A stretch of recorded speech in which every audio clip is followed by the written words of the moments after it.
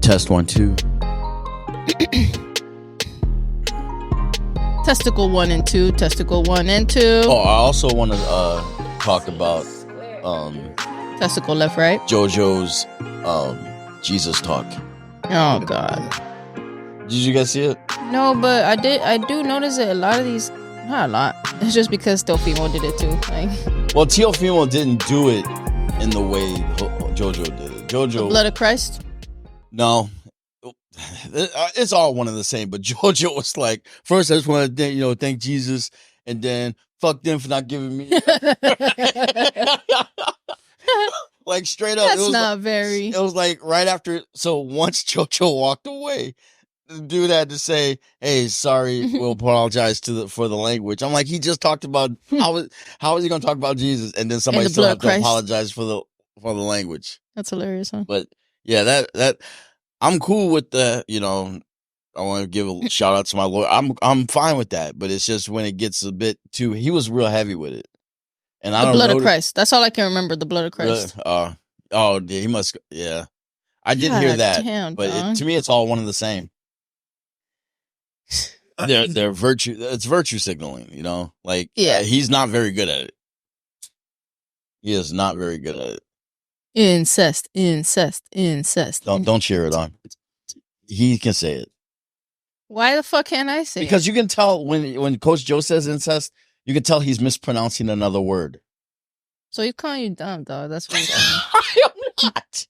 He's saying you don't know how to fucking speak, dog, pretty much. I am. Oh, this is my sleeping music. I am not. And you don't have sleeping music? Yeah, I was like, why? I didn't even.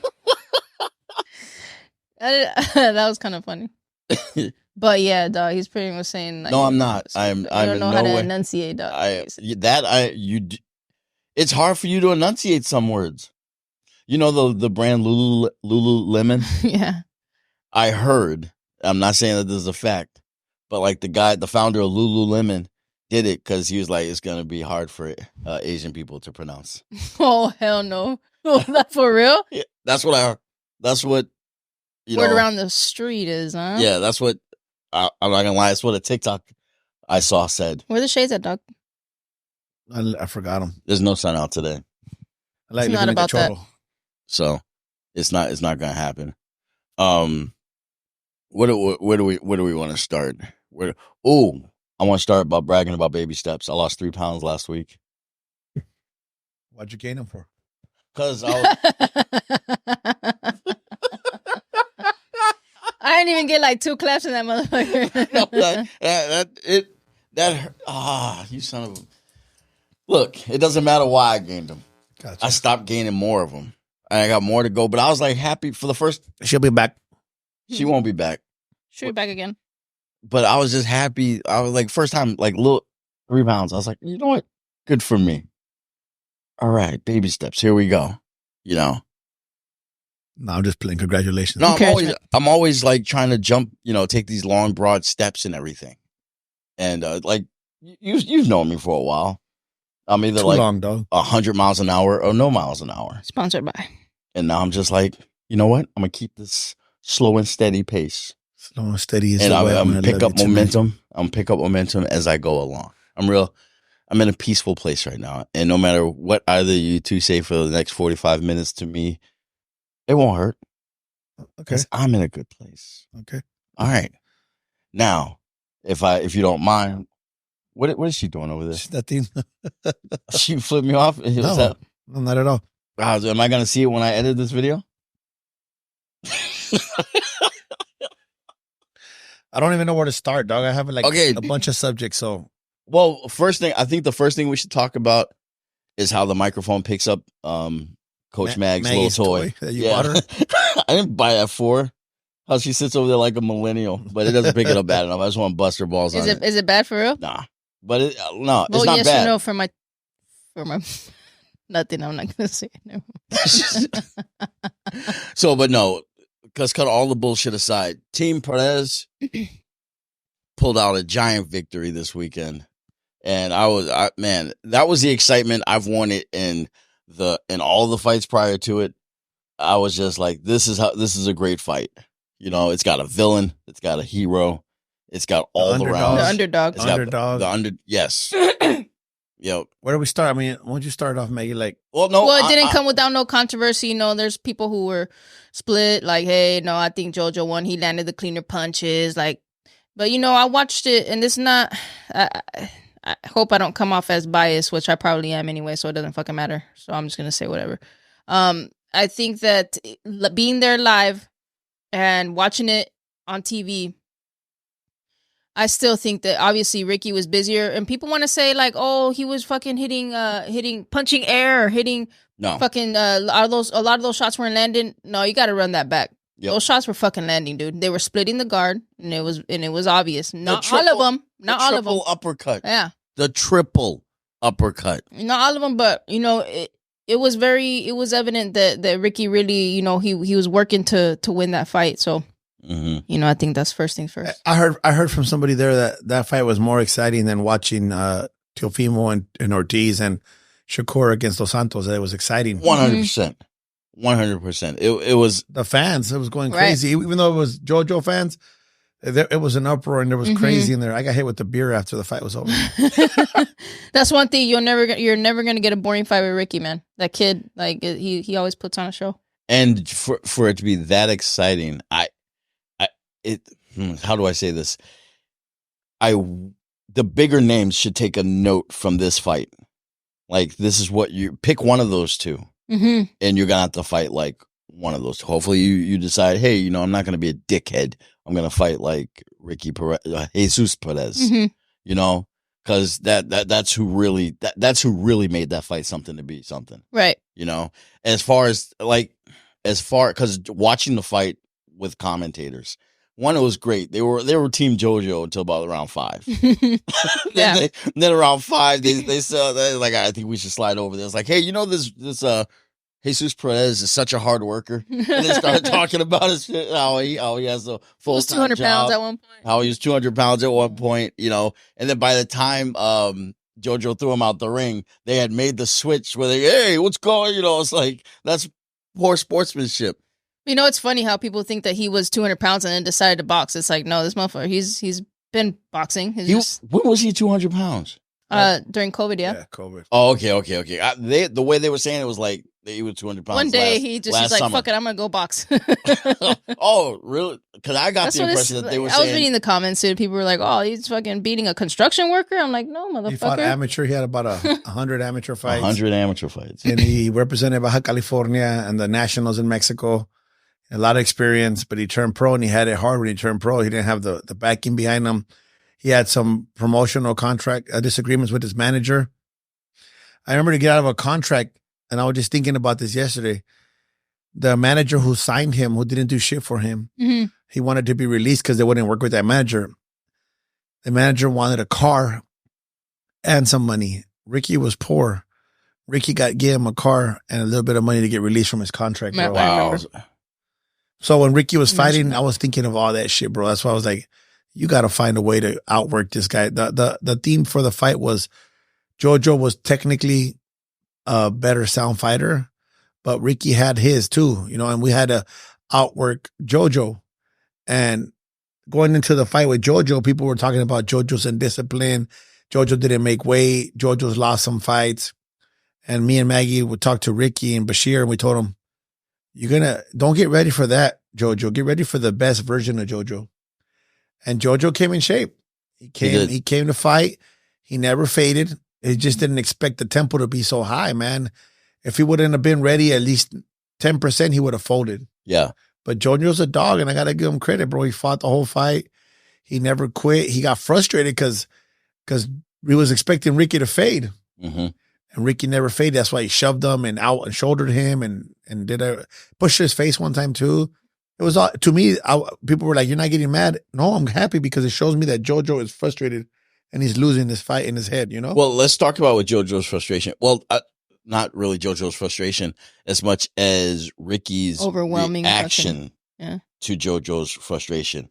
Because I've seen, I know Ricky's, enough hot-headed to say, I would never have called him hot-headed, but if you live a block away from being hot-headed, to me, that would have been Ricky. Mm-hmm. And for Ricky to maintain his composure through this fight, I was like, at first I was like, okay, he got away with that one. He ain't gonna get away with the next one. Then he got away with the next one. Then JoJo got away with the next one. All right, Ricky ain't gonna let him. I mean, when I say get away with, I mean Ricky never came out of his own discipline to just say, "What's the matter with you?" Right. Well, Retaliate. That's the corner, Retaliate. bro. That's the corner. That's what we work for. Like at the gym, when he gets mad, Ricky, and he gets frustrated, I don't yell at him. I just tell him, Mikey will have a conversation with him after, like, what's up? Why do you get mad? Why did this and that? Because in the fight, if Ricky would have retaliated, we got the point deducted, not the fight. Because they tell you in the locker room, if you retaliate, we're going to go after you too. And that's the thing. Like I've seen Ricky retaliate a late hit in sparring. And so I'm like, and it seemed par for the course. Like, yeah, that's who Ricky is. Ricky's a badass. Oh, and just quick side note, I love seeing Ricky's high step. Oh. That's my favorite. Like I got a little bit of that when I'm in the ring, but it's because I stole it from him. Seeing you make it look TV, better, bro. Huh? You make it look better. Nah, man. So shout out to Ricky's style, his swag, all that stuff. But how a lot of fighters can't turn it off. Like if they're hot-headed, they're hot-headed. What is it about Ricky's corner that allows him to be hot-headed over there, but cool hand Luke when it's game time? Because that's when the game matters. And you have to understand that it's not just Ricky, it's Javín, it's Jose. It starts at the gym. When sometimes parents or even the fighters, they think when you yell at them that you're picking on them. It's not you're picking them. It's not that. It's for the purpose of the fight. Like when the lights are on and the fight matters, that's when you have to keep it cool. Yeah, but what I'm saying is not everybody knows that. What is it, Mag? Since this is a psychological question, I'm gonna throw it to Mags.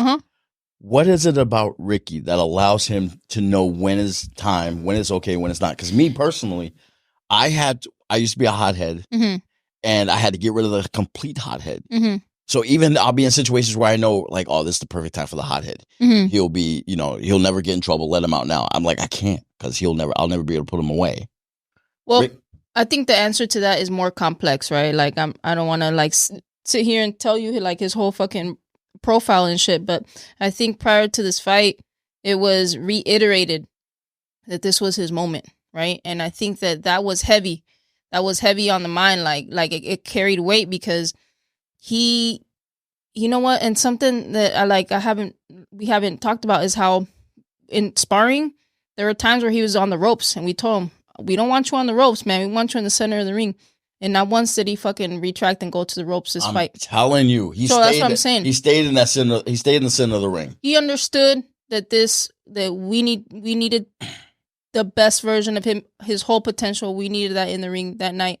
And was it perfect? No, but he did what he had to do. And kudos to Coach, who also, like, there were times where we can tell when we're losing him a little bit, and he dragged him back in, man. So there was a time in the corner. I think it was maybe the fourth round, no later than the sixth, where I heard Coach Joe go, "You're not listening. You're not listening to me." And I was just like, I couldn't tell if that was a good, like if it was in a good way he was saying it, or in a get your shit together kind of way he was saying it. But was that what you're talking about? Is like Coach Joe just saw it? Do you remember the moment I'm talking about? I think it was when we wanted him to walk JoJo down more instead of fighting him at a mid range, because JoJo would just pick you apart. So I wanted him to come after. He made the fight a little harder than it should have been, but we got the victory. JoJo made the fight a little harder. Ricky did. They wanted Ricky to get in his face. Okay, stay in his face and just make him walk backwards and second guess himself and just make him work. Okay. In a perfect world, what Ricky's capable of would have made JoJo quit on the stool. Yeah. That's that's where we hold him, because that's what he's capable of. But things aren't, like I said, in a perfect world. Right. There are other things. The pace, that was also, Ricky came out in an amazing pace. Very high pace, like right off the jump. And to see it last, I would say it lasted 7.5 rounds before he went from 100 to 80, 75, 80. Was that the game plan? Because a lot of the fights I've seen start slow, and and they get to that pace 4 or 5 and hope to stay to that pace. You know, not if out of a 10, they'll start 4 or 5 and hope to stay at that pace around 9. And then have to dig deep to get that close to that pace around 10. Ricky held it. Was that the game plan for him to fight that heavy? Fast? Of course, because we knew that JoJo had a lot to prove. So in the beginning, we wanted to like get him mad and get him upset and push that pace. And we knew that Ricky could sustain that pace. And JoJo picked his moments to fight, you know? Yep, he did. So that's what made Ricky win the fight, was that pace and the nonstop relentlessness on his behalf. What now, on the outside looking in, what kind of training is his focus that allows him to develop that conditioning where he can keep such a high pace?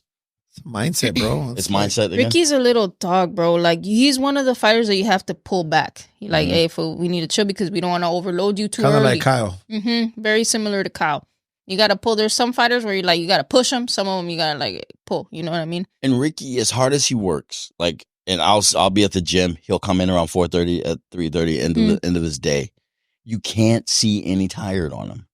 You know, it's like it's like he just woke up. It's like he's fresh. And so so does have from the fight, does he have a lot of growing to do or Absolutely. a couple things to polish up? No, we got a lot of work to do. Got a lot of work to do. Hell yeah. And you know, one thing about Ricky too is that I think that he is really good at leaving everything at the door. He doesn't bring anything else. Like maybe, you know, a couple times you might see him, but he's there always to improve. Always asking questions, always asking how he can be better. He's not worried about what's not he's not worried about like stuff that doesn't have to do with his training. Worried on how the fuck he can get better. That's awesome. Always. That's awesome. One thing that I watched this fight, celebrated this fight. I mean, I'm a praying man. And like, I was like, God, you know, be with Ricky, the whole fight. I'm like, God, like as the fight went on, I'm like, God, knock this motherfucker out. And then when it got to the judges, you guys know how I feel about judges. I don't like fights against judges. I get scared. And I prayed. I was like, God, you know, get with these judges. Don't let this go south.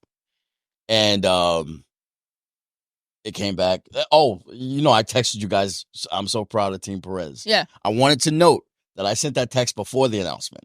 Oh, for real? Yeah, I sent that text. I was like, regardless, like I was so proud of him with that fight because it got to the decision, and you know, I was like, I sent it. Boom, you can look 10 whatever, and then I was like, I leave my phone in the locker room. The next test was fuck yeah, because that was when the announcement was. But when they announced it and everything, this was a little moment I had with God. In the gym, Jesus is known as Ricky, but you know, so this Jesus stuff to me was new. What? And yeah, I know. And so after the fight, the announcement, everything, and I'm praying like the whole fight. After the announcement, called Seth, and we're just like celebrating amongst ourselves. He texted me, "This was better than the Super Bowl. This was better if his Giants, I mean, if his 49ers had won the Super Bowl." And then I'm just standing there watching Ricky talk to the announcer. And over his head is Jesus wins. That's what he said? Yeah. I mean, it was like the neon lights over the ring. It just said, I know it said Jesus wins, but I'm like, nah, that says Jesus wins. It's funny because, you know, JoJo's name is Joseph. And one of the comments was like, who would ever thought, you know, Jesus and Joseph? I thought that was a little funny. Before the fight, before we went out, Ricky says, "Can we pray real quick?" Oh, so we got in a little circle. That shit hit me, dog. I didn't even tell you about that. No, it hit me too. But I said, "How long is this fucker gonna pray for, dog?" That shit went on for a while, bro. Like a donation basket was about to come out. I was like, I got tired of like hug, bro, like this with your shoulders. Like, you open up an eye. Yeah. And then it was a beautiful prayer. It was beautiful. He prayed. He didn't pray for victory, but he prayed for both fighters to come out healthy, you know? But it went on like one of those old black pastors, you know, just talking forever. Why you gotta be black? The Holy Spirit was about to take over. One of the Jimmy, what is that? I'm talking about those. Jimmy Stewart. Jimmy Stewart, yeah. No, Jimmy Swaggart. And it was the same shit he did when the fight was over and they do the interview. I'm like, Ricky, for real, is that? I just found out somebody set me up for that.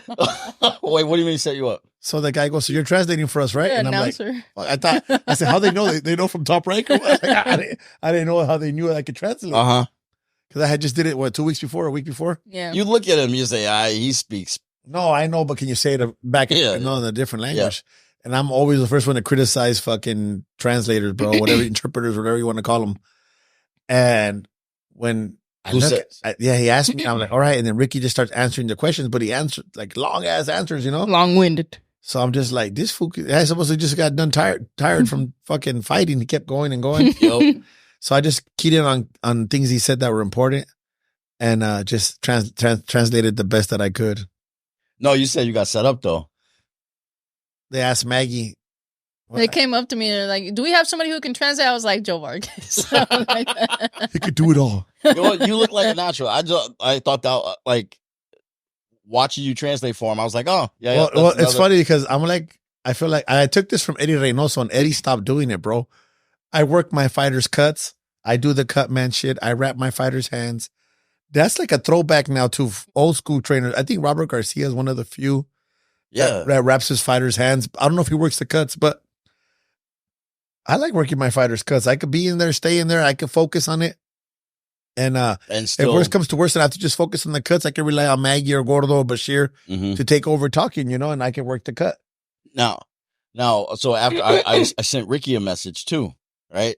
And we go back to him being long-winded. Ricky speaks Spanish. I speak English. Okay. And for him to but he's one of those friendships I really cherish. Yeah. When I gained weight, he was one of the first people who said something. And it was just, it's just touching that even that we have a friendship that goes past or over the language barrier. Yeah. Okay. And, but we never talked for a long time. And every now and then, if I want to say something, I'll grab Gordo, I'll grab somebody to translate for him and vice versa. So this one, I pulled up, I went to Google and I, Felicidades.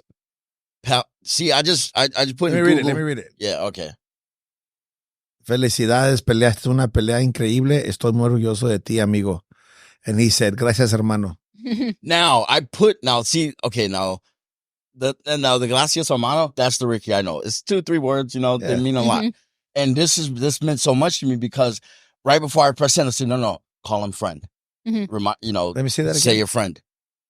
Right? You see how I say it, amigo? This is funny because this is when he was swamped by, this is the next day. But he answered you because he's been swamped after the fight was over. Oh, yeah, I'm sure. I didn't expect to get... Me and Maggie left him. We're like, peace, we got to go. Yeah, and I didn't expect... And it was at 6 a.m. Yeah. I did not expect to get a response back. But I said, friend, Yeah. And then he called me hermano. And I was like... Fuck yeah, bro. Yeah, that made my day.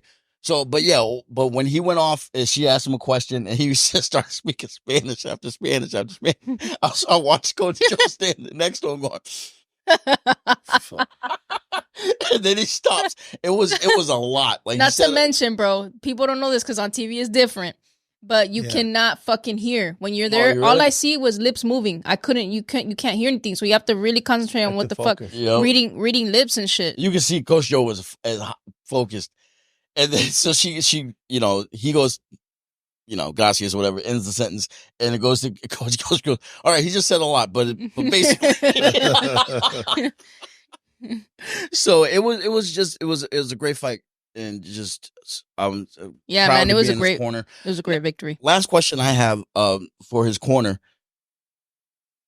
and wording this, excuse me if it sounds any disrespectful or ignorant, and you say, was that the way Ricky, JoJo Diaz was a trust fund kid in this fight? He felt he was entitled. He was a brat.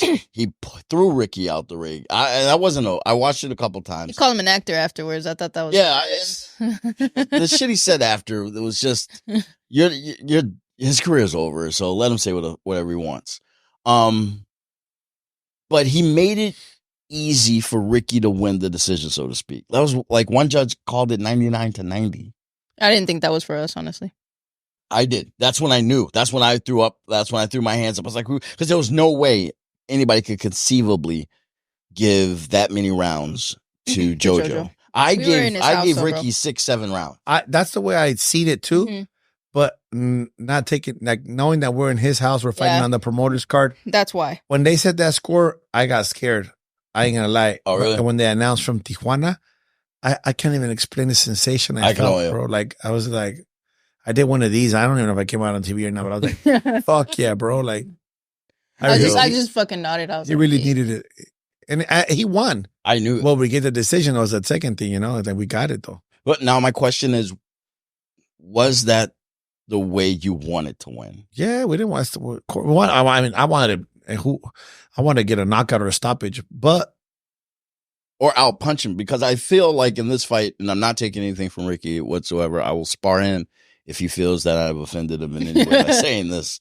But I just feel that JoJo's added his mannerisms in the ring, the point deduction, stuff like that, prevented Ricky from showing how awesome he is. Mm-hmm. Or it showed, because me as a boxing coach, there's a saying in Spanish que se agüita pierde. Like, if you lose your cool, you lost the fight. And to me, those little things that JoJo did, it means we're winning the fight. Okay. So I was cool with it. I didn't get mad. I just kept telling I don't even think I warned the referee, because the referee did a great job. Yeah. The referee was Team Ricky right from the beginning.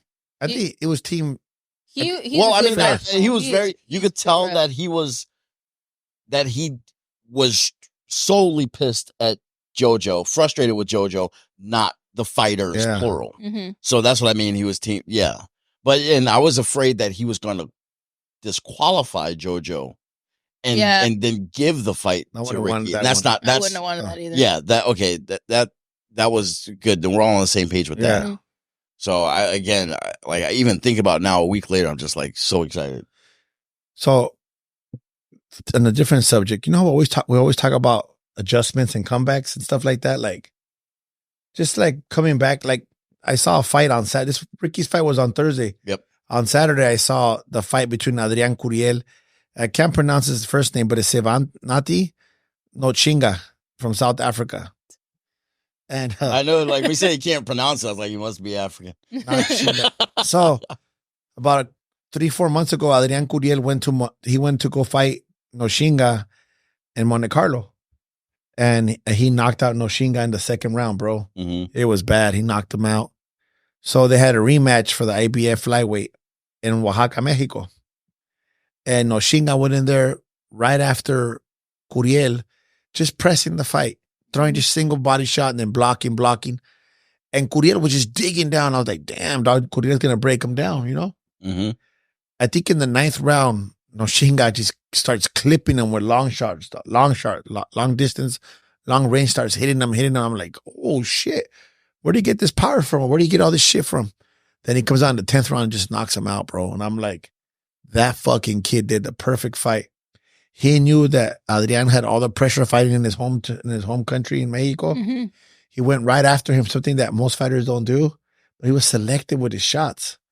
And it kind of reminded me, not to that level, but it reminded me of George Foreman against Muhammad Ali. Mm-hmm. He let him punch himself out. You got to watch that fight. Watch the first one. It's only 2 rounds. And then watch the second fight. That was a hell of a fight. And I just love the adjustment he made. He went into his home country and beat him in his own country, bro. And just he was losing at one point. No, he got knocked out by Curiel in the first fight. He was the champion first. Maybe I'd explain myself first. This was the rematch in Mexico. The first time Curiel went to Monte Carlo, he fought him in I don't know if it's his hometown. I don't know what tie in Monte Carlo has with South Africa. Home continent. But he fought him and he knocked out. Nobody expected him to knock him out. He knocked out the champion. So the champion wanted a rematch. He gave him his, whatever he wanted. So he fought him in Mexico. Went to Mexico and fucking knocked out Curiel. Man, now that's staying on top. Okay, so now that's a great taking it back. I love that story. It's like I lost story, it. That's pretty much like every Rocky. It's like I lost it, now I gotta get it back. Now, but what do you think kept this guy from getting the belt and keeping it? Like, because Magz and I was talking about this. Like, no, yeah, well, you have enough to get to the top, but what is it that keeps you at the top? Well, like Bashir says, you have a target when you're on top, right? You have people. People prepare for you. Some people prepare for you. They got 3 fights to watch you prepare. and they fight you. They got 4 fights to watch you prepare, and then they fight you. So the battles are harder. Yeah. Are you hungrier?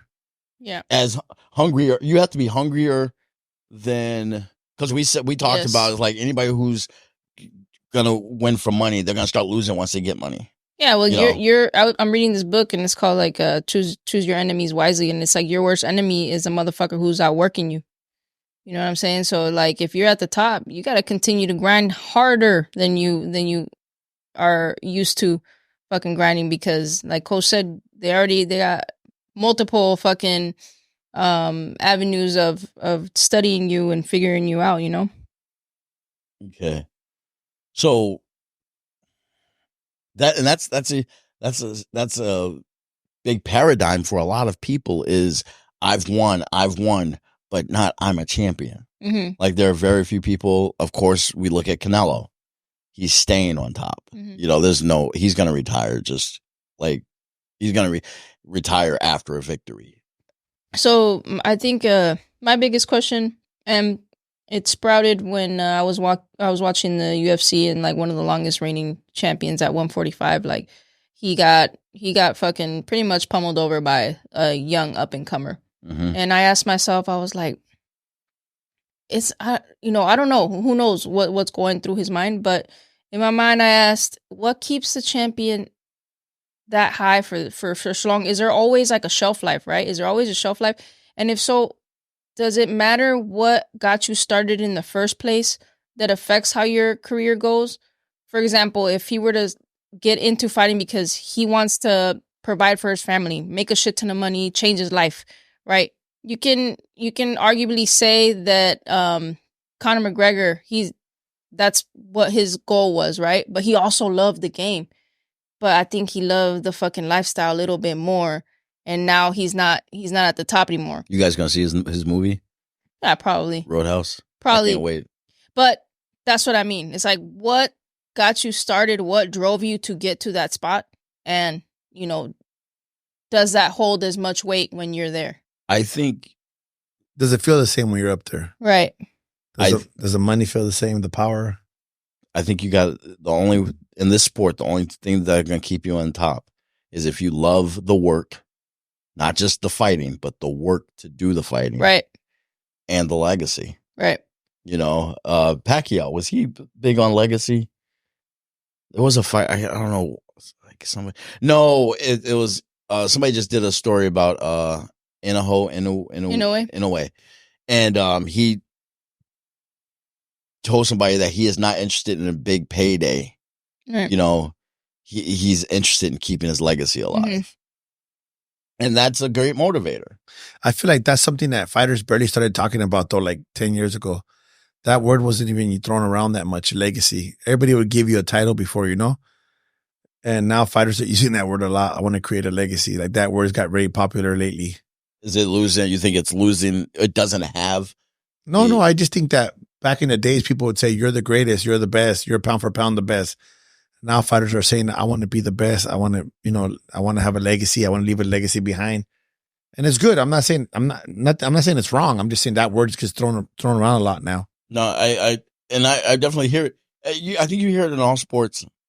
Because we're in like the second intonation of the sports era. The first one, or the third, the first one where all the sports started. You had your greats in every sport, whether it be Babe Ruth, Hank Aaron, basketball, Wilt Chamberlain, Bob Cousy. I think that's a basketball name.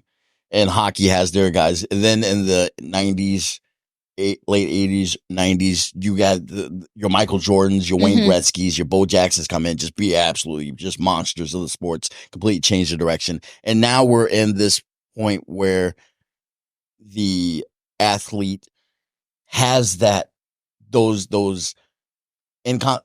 guys who put on legacies without unintentional legacies. Yeah. So now you have everybody's like, well, yeah, I want to have a legacy. I want to have a legacy. Mm-hmm. And so that's why I think that's why the word is coming around so heavy, because those guys didn't know the leg. Right, the accomplishments. You know, like unfortunately I watched the NBA All-Star game this weekend. Did you guys hear that? Mm-mm. Hear about that? Negative.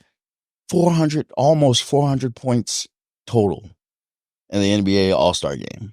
It was like the East won 211 to 100 and What the fuck? yeah, no defense whatsoever. It was gross. That's crazy.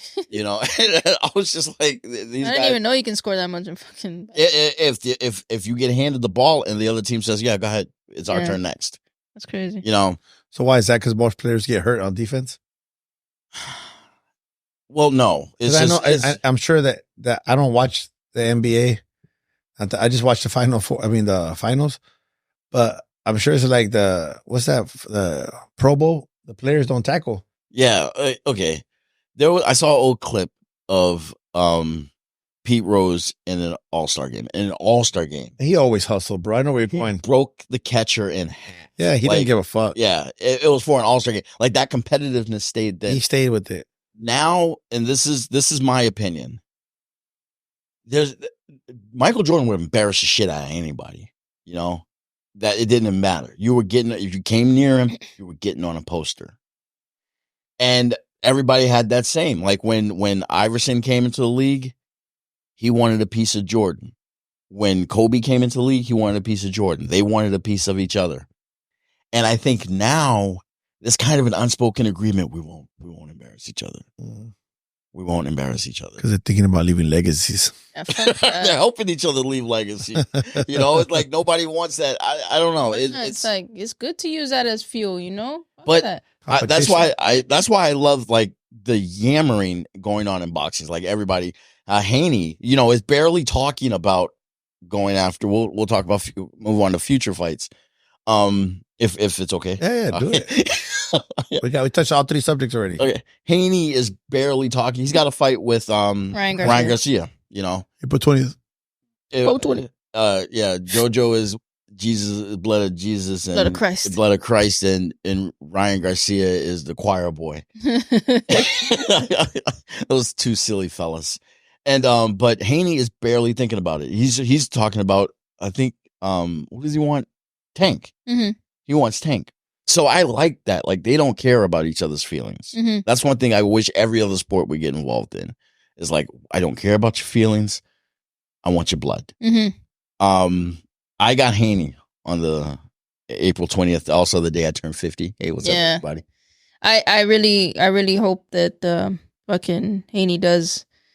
Obviously, I don't doubt that he will, but I hope he does train to his full capacity and not underestimate Ryan in any. You know what I'm saying? Because like I do believe that Haney will pull it off, but while Ryan's boxing may not be the prettiest, like that kid, he's not there for no reason. Exactly. I agree with you, and I didn't even realize, but yeah, he could be underestimated. Mm-hmm. And you're like, oh, this is easier than any other fight I've fucking. Your next fight is always. Did he have the A side or B side when he fought Shakur? I mean, no, when he fought Tank. It was the B side. He was the B side, yeah. So he's gonna be B side again. More than he's fighting Tank's the champion. No, wait, what? When he fought Tank, no, nobody was champion of anything. They just made a shit ton of money. Yep. Yep. With that social media following with Garcia, you just said his name, Garcia. Yeah. What Garcia has, like, he's always gonna make money. Like, how many more losses can this kid accumulate before he's not making any more money? I don't think he's gonna stop making money. If he has all those followers tuning into watching sponsorships and all that, they like him. Yeah. He's got his little star quality. Man. And who's he losing to? Yeah, that's true. He is losing to big, strong fighters. He's not losing to. He's taking a risk. Yeah, most guys don't take risk. So what are the big fights? Fury's fighting. The Fury fight is in May. Yeah, not till May. I think actually Joshua Ngannou's on the 8th of March, and then Rolly. Oh yeah, on the 30th of March. Joshua's fighting Ngannou in March. Yes, March 8th. Yeah. Ooh. I watched their little face off yesterday, and I was like, I'm not like fucking hyped for it, but I'm I still love heavyweight fights. Yeah. And I don't like Joshua. And you don't like Joshua? Not really. No, I don't like any of those Brits. I just don't. What's the other guy? What's the other guy's name? I'm curious. I'm curious to see because like fucking. I think Joshua's being smart about it though. I don't think he's underestimating, being like, oh fuck it, this is like he ain't all that. Like no, he still has power enough to like. And that's what I want to see. I want to see what else Ngannou can do. Mm-hmm. We saw him knock down. If he can knock down Fury, but not break the face of Joshua. You see what I'm saying? So something bad's gonna happen to Joshua. Dropped, though, just by Andy, no? Yeah, just Andy. Yeah. So I think he underestimated him in that fucking fight, bro. I really do. Andy Ruiz then was very easy to underestimate. You know? Like you have to be reminded that you got, hey, you know that chubby Mexican guy with Victoria's tattooed on his back? Oh yeah, you're fighting him this weekend. Oh yeah, okay. Easy win. Easy. Yeah. No, hell no. So, but not anymore. Fast. Not anymore. Matter of fact, do we have any Ruiz updates? No. Oh my God. Mr. Ruiz. No, I'll say I'll fight you if you need. I'll be your beast. I'll be a seaside. Fucking Adam. I'll be a seaside. Let's go spar him. Give me a couple months. Give me a couple months. How tall is he? About your height? You realize the possibility. You're like, oh, I mean, I'll do it. I just can't. Not this weekend. I'll talk to him. Because I think I'll be sparring again in March. If right for your birthday, you spar him. I'm dumb enough to do that. I'll tell him. I got some. I'm gonna pray on this. I'm just laughing, bro, because you know that like it's doable. You can see the arguing in my head. It's like, oh, we should do this. Like, I was like, shut up. You're the same one that got us married. Oh my God, I would love for that to happen. So, as a matter of fact, I'm gonna tag him this little video. We'll see. But in no point am I expected to be a yeah. Let's just make that clear. I'm not calling you out. I'm just saying. Should have heard what he said when we were talking about this. We both know that I respect you the utmost. I have. So, I don't even understand. How did this happen? This part not even air. This part not even air. A little gap in the video. You guys have been awesome. That's all we got for you. Hey, subscribe, like, comment, share with your friends, because that's what people do when they like something as much as you like this. So do that. Peace. All right? Bye. This has been a Point and Yell production. Yeah, I think the words, but sometimes they don't come out of my mouth no good.